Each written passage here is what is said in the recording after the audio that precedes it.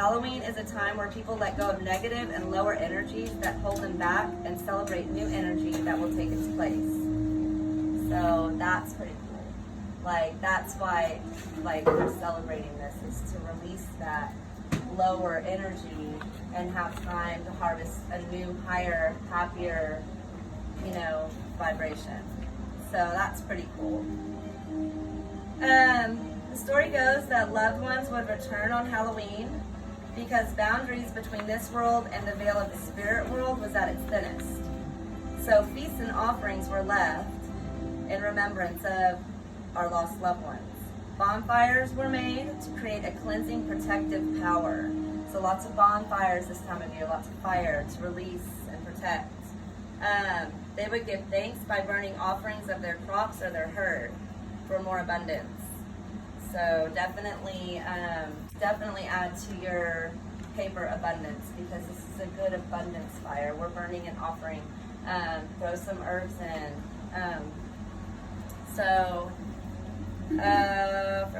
This day we call Halloween, or All Hallows Eve, was also known as the Witch's New Year. So it's a celebration, which is why we probably all love this holiday most. So Halloween has been practiced by many different beliefs. Hallows Eve was a celebration of saints that had passed, or known as All Saints Day, which is now on November 1st.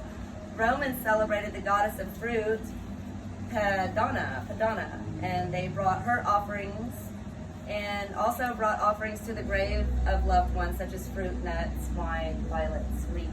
What did you say Romans celebrated what? They celebrated Halloween by the goddess of fruit, Padana, and brought offerings to her and also to the graves of their loved ones. So I guess that's kind of where that tradition came in, where we bring things to the grave as an offering, as a, you know, it's kind of Roman, so it's kind of cool. And I think it's cool, like, maybe we should just bring, like, they used to, like, roll up these little, like, fruit cakes and bring them once a year on Halloween to their loved ones on the grave. I think that's kind of cool. Like, it doesn't always have to be flowers that are just going to wilt away and die. It can be fruit or nuts or something. That goes into the earth. Right, exactly. Yeah. The Celtic believed that during this time, since the veil of the spirit world was so thin, that deviation and practice and predicting the future was strongest. So tarot readings, any manifesting, any kind of spell work was really strong because that veil is thin. So that's super cool. And I know personally, I've manifested things on Halloween, and crazy how they would happen. Like the next day, I was like, oh my gosh, something about this day. Like before my reawakening, and I would be like, what? So some cool things: pumpkins. They once used turnips to carve faces to keep the bad spirits away. Now, since it came to America, we started using pumpkins. So that's a American thing.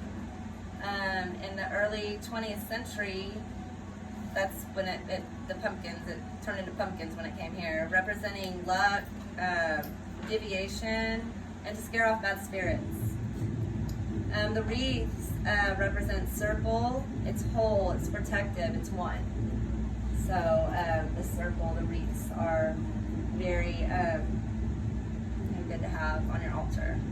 Candle magic to draw in spirit, watch for signs, light, and lead way. And then just some kind of cool things like trick-or-treating started when the kids on Halloween would throw rocks through windows, and like they would like torment the whole city. Like they'd start fires, they'd make people's cars run off the road, and it got so bad that they started leaving offerings like candy dipped apples and things for the kids, and that's when trick-or-treat. So they don't want a trick, they wanted to treat. So it's really a bribery thing. Yeah. So here in America, like it wasn't about that, because as like we were reading back in the beginning of it, it was about an offering and about love, and somehow we twisted it and turned it into something like, you know what I mean? It wasn't supposed to be about that. So I thought that was kind of crazy. Yeah, but that's kind of cool. Yeah, I said, funny how most of what society calls normal people don't know what they celebrate these traditions for, but our roots still shine through. Oh, yeah. So, lighting those pumpkins on the porch, it's still representing our pagan, Wiccan, like, ancestors. So, let's see, what else? Oh, something kind of cool that I read about was the Wiccan, it's called Wiccan Dumb Supper. Has anybody heard of that, or the mute dinner? No. It's kind of cool. They would set up everything. They would set up a beautiful table, but they would set up everything backwards. And they kind of did like the Day of the Dead. They would set up a place for their loved one next to them and leave them dinner. And they would look for signs. They did this for. They would look for an image of a loved one, like through candles, candle lights, and flickers, or if a moth came in the room. So they would look for signs, and they said if you didn't have a sign, you would be a lonely spinster or die young. Oh, wow. Yes. What's this one called? That is the Wiccan Dumb Supper, or the Mute Dinner. Could you spell that? Yeah, it's dumb, like dumb. They called it dumb because it was mute. Another kind of cool thing for finding your loved one is a fortune telling game. If you drop egg whites in the water on Halloween, you can see your husband's face. Or if you eat an apple in front of the bathroom mirror with the lights out, light one candle and eat your apple, and then look to the back of you after your first bite, and you'll see your future husband on Halloween. So, yeah. So that's they made our first paper costume in the 20s, and they were all made out of paper masks, and then they realized that they were flammable. They were really scary. They were creepy. The ones like back in the day, they were really creepy because they were disguising themselves from these fairies and these things that they saw that we don't anymore. Now it's like Snoopy and like the hot waitress. Oh my God. The fairy queen that killed her boyfriend. But anyway. But yeah, so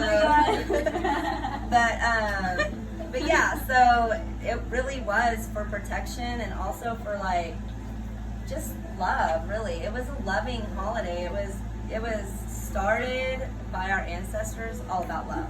So that's what we're doing tonight, is we're creating out of love. And this goes to your altar, you can give it to a friend, or you can leave it on a grave, or you can do whatever you want with it. You can give it to a homeless person if you want. But this is just creating night. So I open my space to y'all, and I just say create. Thank you. So you're welcome. And don't forget all this fun stuff over here. Here's a little sample of the broom.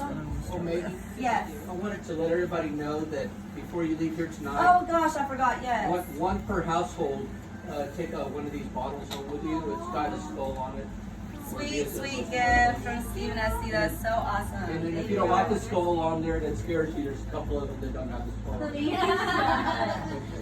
And if anybody wants any screenshots of the notes, I'll leave them out like over here.